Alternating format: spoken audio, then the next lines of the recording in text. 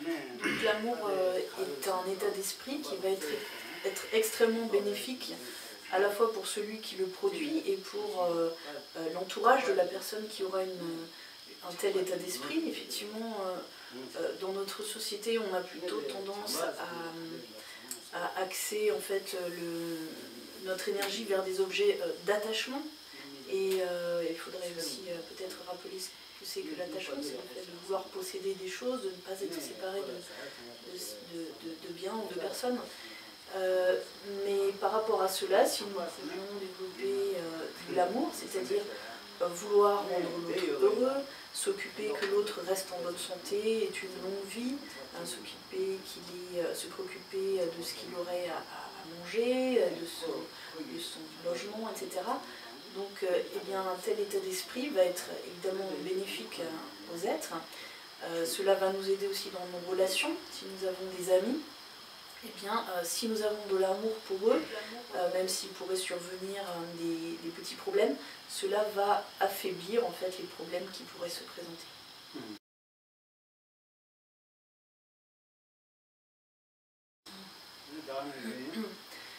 Prenons par exemple le cas d'une usine. Si le PDG d'une usine, d'une entreprise a l'état d'esprit d'être bénéfique envers ceux qui travaillent pour lui, eh bien il n'y a pas de doute que cela va être vraiment bénéfique pour tout le monde, l'entreprise pourrait prospérer.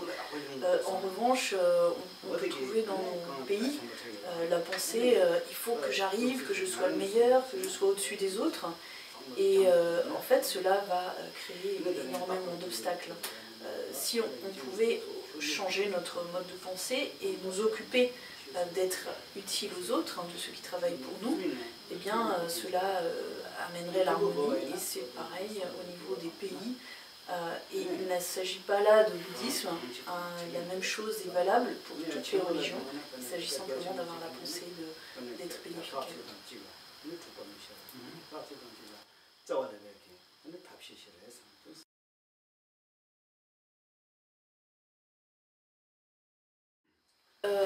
Effectivement, nous sommes stressés, nous avons beaucoup de choses à faire, mais justement, si nous arrivions à développer de l'amour et de la compassion, en fait, nous serions beaucoup moins stressés.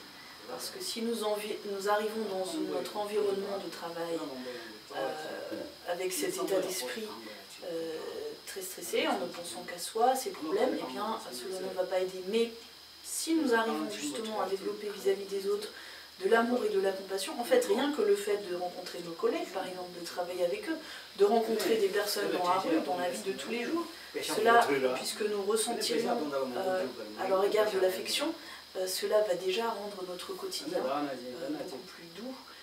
Cela ne va pas ôter tous les problèmes matériels et le fait que nous devions gagner notre vie, mais cela va adoucir beaucoup notre quotidien. Et vis-à-vis de personnes qui seraient génératrices de stress, par exemple un patron qui est abusif, par rapport à cela, il faut se dire que c'est parce que lui, dans son esprit, il n'y a pas d'amour, pas de compassion. Il faut se dire simplement qu'il n'a pas étudié, il n'a pas eu l'occasion de suivre une voie spirituelle et d'étudier et de développer ses qualités. Et donc se dire, bon, ce n'est pas vraiment de sa faute, il a son chemin d'habitude qui a été généré de cette façon, donc il ne peut pas penser autrement.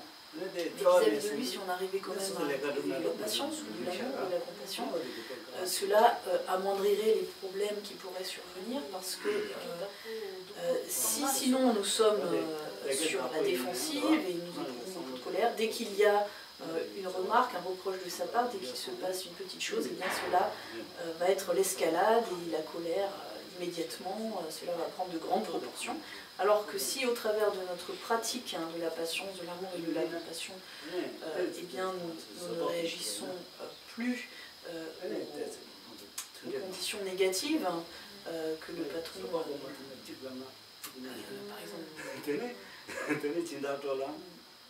nous imposerait, eh bien cela va pouvoir quand même faire que le travail va se dérouler dans une ambiance meilleure et cette compassion qui serait là sera utile à la fois aux patrons, aux employés et voilà, à toutes les personnes personnes. Et Rinpoche mentionnait aussi le fait que nous avons beaucoup de besoins, c'est-à-dire nous devons payer l'électricité, le gaz, les voitures, etc. Il faudrait aussi réfléchir au fait que nous sommes dépendants de plus en plus d'un monde de consommation que nous avons créé et qui nous rend en fait nous-mêmes dépendants.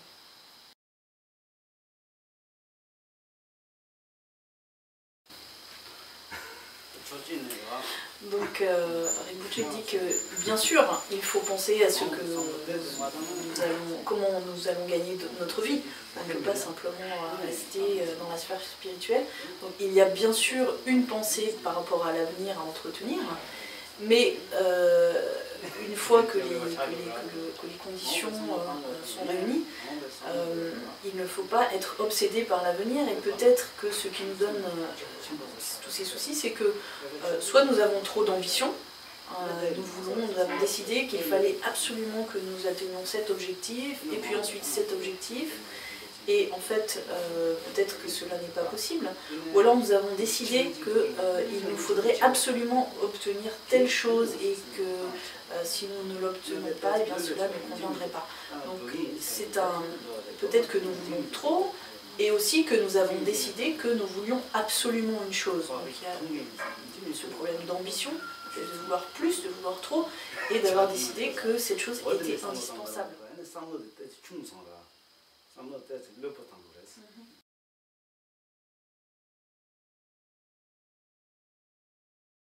Donc il ne s'agit pas de dire que nous n'existons pas, qu'il n'y a pas d'individu, mais le moi tel que nous le concevons, c'est-à-dire notre individu, notre être tel que nous le concevons, eh bien cela n'est pas ainsi, c'est-à-dire que nous nous trompons sur ce qu'est notre individu. Et lorsque nous pensons moi, nous le pensons au travers de 3 caractéristiques, qui seraient que ce moi il est un, nous apparaissons comme étant une unité, comme étant quelque chose qui est permanent, d'autres caractéristiques, et comme étant produit de par lui-même. Nous ne pensons pas que nous avons une continuité, que notre corps vient des parents, etc. Nous apparaissons comme quelque chose d'unique, de permanent et d'indépendant. Donc lorsqu'on parle d'éliminer cette saisie du moi, eh bien c'est ce moi tel qu'il nous apparaît qu'il faut éliminer. Cela ne veut pas dire que nous pensons que nous n'existons pas, nous nous prenons nous-mêmes être en tant que considération, nous nous prenons en tant que considération comme les autres êtres, mais pas sur cette base du moi qui est disons, permanente, indépendante, et nous apparaissons comme étant une unité. Et si nous arrivons à éliminer cette pensée, eh bien, il n'y aura pas toutes ces disputes, parce qu'en général, il m'a fait du mal, il ne s'est pas bien comporté avec moi. C'est toujours ce moi tel qu'il nous apparaît. Nous apparaissons comme étant quelque chose de très solide, et du coup, toutes sortes de disputes, de mésententes arrivent. Alors que si on se dit, mais le moi à qui on a fait du mal, il est où? Eh bien, si on remet en question cette identification, cette saisie, et donc on ne s'identifie plus à ce moi qui nous semble solide, eh bien cela va tout à fait changer notre vision des choses. D'accord.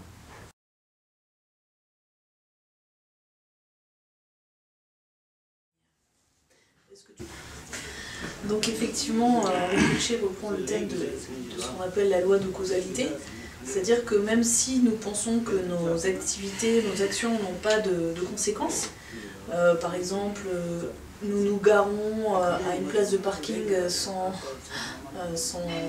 mettre l'argent qui devrait normalement revenir au gouvernement, ou nous volons quelque chose, donc nous pensons que cela est totalement indifférent. Eh bien, dans le bouddhisme, il n'en est pas ainsi. Même si on ne le voit pas, c'est un phénomène qui est caché.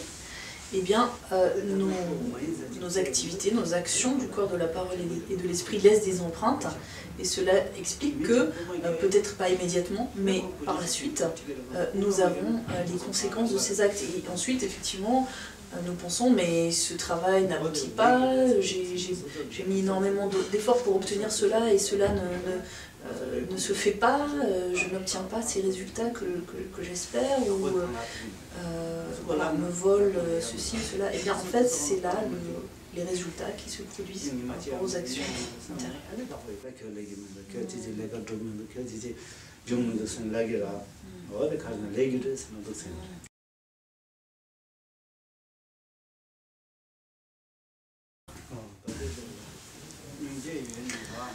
Donc effectivement, les Chinois ont envahi le Tibet et ont pu causer beaucoup de souffrance à des personnes qui avaient sans doute, pour certaines, développé des qualités.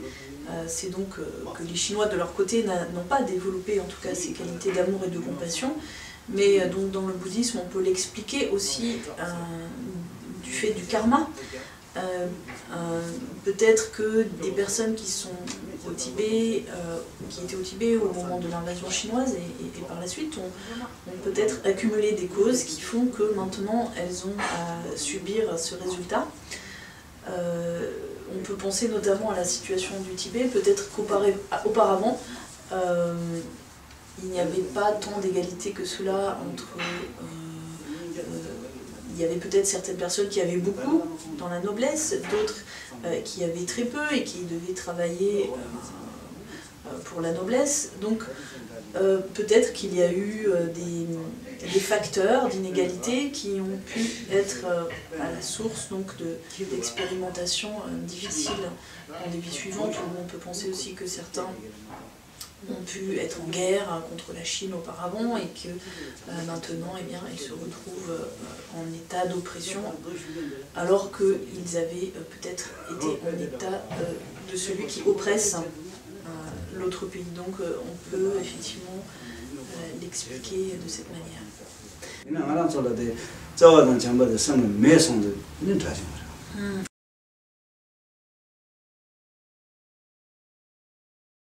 Donc Rinpoche dit que avoir une bonne motivation, effectivement, c'est très important, mais cela ne va pas suffire à réaliser tous nos objectifs. Il faut aussi une action juste. On peut être plein de bonnes intentions vis-à-vis d'un enfant, en ayant vraiment envie que tout aille bien pour cet enfant, mais si l'on ne met pas en œuvre les moyens pour qu'il fasse de bonnes études et qu'il développe des qualités ou autres, eh bien, ce n'est pas simplement notre pensée qui va faire que cela se réalise, c'est la façon dont on va agir, ce sont nos activités. Il y a des personnes qui disent j'ai une bonne motivation mais cela ne marche pas, mais en même temps si on regarde d'un peu plus près leur action, on se rend compte qu'il y a beaucoup de fautes, d'activités qui sont négatives. Donc en même temps qu'on pense de manière juste, il faut aussi agir de manière juste. Cela rejoint la pratique de l'éthique, ne pas tuer, ne pas voler, etc. Il y en a qui se disent bien je fais ça, personne ne le verra, cela n'aura pas d'incidence, je peux voler ceci, cela, ou je vais commettre une action très négative mais personne ne va le voir. En fait, cela n'est pas comme ça. D'abord nous pouvons être, les autres peuvent s'en apercevoir un peu plus tard, mais aussi par rapport à la loi de causalité, il y aura donc des résultats. Et de plus, ces conditions, pensée juste, action juste, ne sont pas suffisantes pour que tout se réalise comme par magie, puisque selon le bouddhisme, nous avons aussi expérimenté des résultats de karma antérieur, de vie passée. Et donc il y a des personnes qui sont extrêmement bienveillantes, bien intentionnées, qui ont une bonne motivation, qui agissent de manière correcte, et cependant elles rencontrent énormément d'obstacles. Elles n'ont pas de quoi manger, de quoi se vêtir correctement, etc. Elles sont dans des conditions très difficiles. Cela arrive du fait de résultats qu'elles ont à expérimenter. Ça veut dire qu'on ne peut pas échapper à son karma? Donc en fait, il n'y a pas de moyen de se débarrasser de son karma. D'un côté, c'est vrai, parce que si l'on se suicide, cela ne va pas empêcher tous les karmas qu'on a accumulés de se manifester. On ne va pas pouvoir se débarrasser du karma qui se trouve sur notre continuum mental comme cela, mais il y a moyen de changer, de transformer notre karma, d'une part en changeant ses comportements, c'est-à-dire bien si auparavant nous ne payions pas une place de parking ou nous avions tendance à voler, si nous décidons d'arrêter ces activités négatives, et bien là, à ce moment-là, notre karma va prendre un autre coup, puisque nous cessons cette activité de voler, et les répercussions qui auraient pu s'en suivre ne vont pas survenir. Donc il y a d'une part le fait de décider d'arrêter les activités négatives, et d'autre part, il y a aussi dans le bouddhisme des pratiques de purification que l'on peut faire, des méthodes de purification, il y en a beaucoup. Et pour Rinpoché, en tout cas, la meilleure pratique, c'est celle de la méditation sur la compassion, parce qu'il dit qu'au travers de cette qualité de la compassion, au travers d'états d'esprit empreints de compassion, nous pouvons purifier énormément on dit même des kalpas, on peut purifier énormément de négativité qui a été accumulée.